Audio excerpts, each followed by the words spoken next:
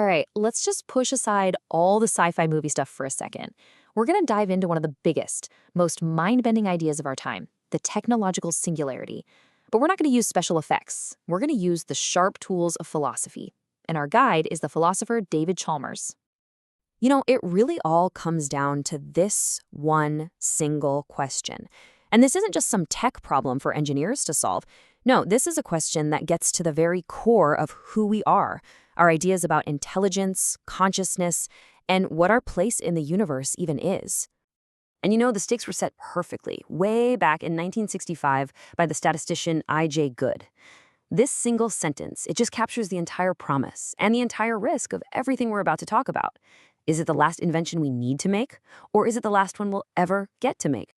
So, yeah, this idea, this last invention, that's really the engine at the heart of the singularity. So let's get really precise about what we actually mean by that term. Okay, so here's the key thing to get. The singularity isn't just, things speeding up or computers getting faster. The absolute core of the idea is an intelligence explosion. It's this recursive loop, right? Smarter machines designing even smarter machines, and it just keeps going, escalating so fast, it goes way beyond anything we can possibly imagine. Now, this is super important. We gotta separate two different ideas here. On the left, you've got the intelligence explosion. That's the main event, the core of the singularity, where machines actually get smarter.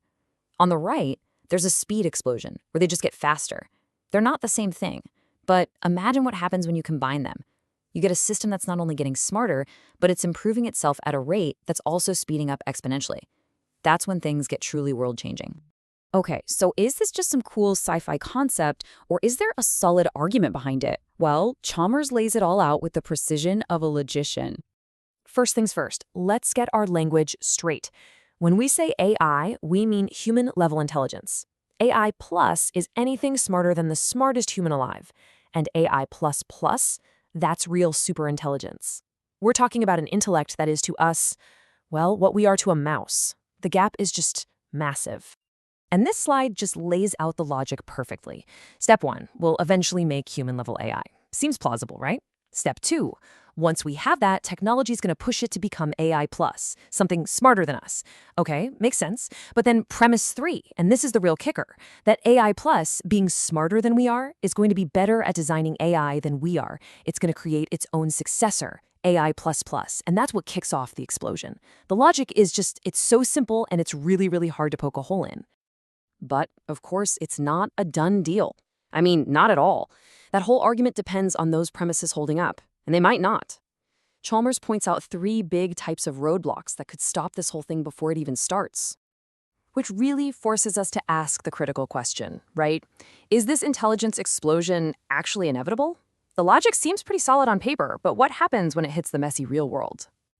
And here they are. First, you've got structural obstacles, like maybe there's just a ceiling to how smart something can be, or maybe we hit diminishing returns where it gets harder and harder to get smarter.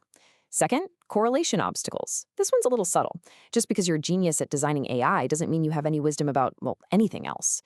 And third, manifestation obstacles. Maybe we just pull the plug. Maybe we decide it's too dangerous or some disaster stops us in our tracks.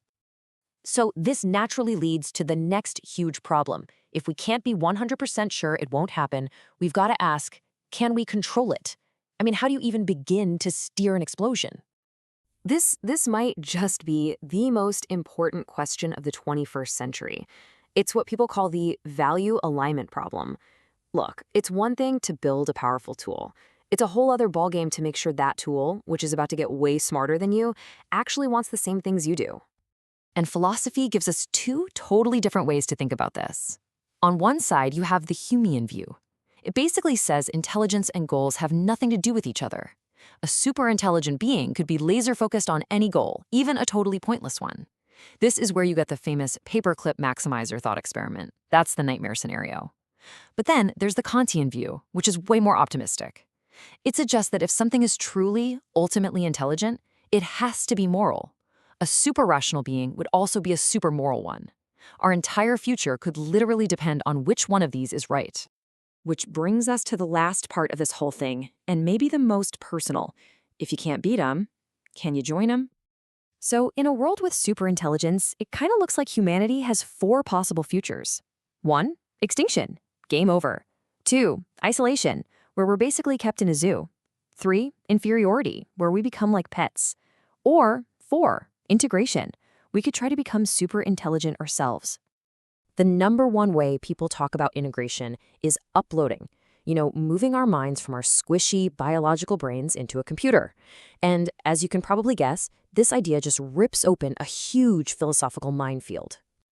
So what are we talking about when we say uploading? Well, it could be a really slow process, right? Replacing one neuron at a time with a chip that does the exact same thing. Or it could be super fast, like a crazy high-res scan that makes a perfect digital copy of your brain. Okay, but here's the first massive problem. We know our brain is conscious, but would a perfect computer simulation of our brain also be conscious?